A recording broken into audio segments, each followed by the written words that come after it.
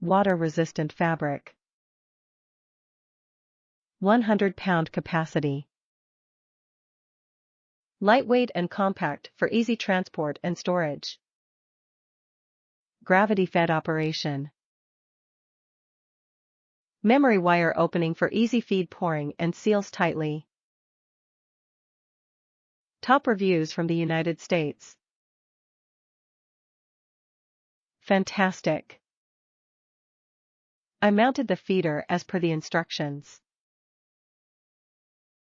I also added a large zip tie about 1/4 the way up and slightly tightened it, to help regulate the flow of corn. I placed a large plastic shallow pan, with holes drilled to drain any rainwater, and placed under the feeder. I have a cellular camera facing it, and I monitored for about 3 to 4 weeks before it ran out. It's meant to hold 100 pounds, but I only put 50 pounds. It works like a champ. But it's empty now, so I'll go back and fill it.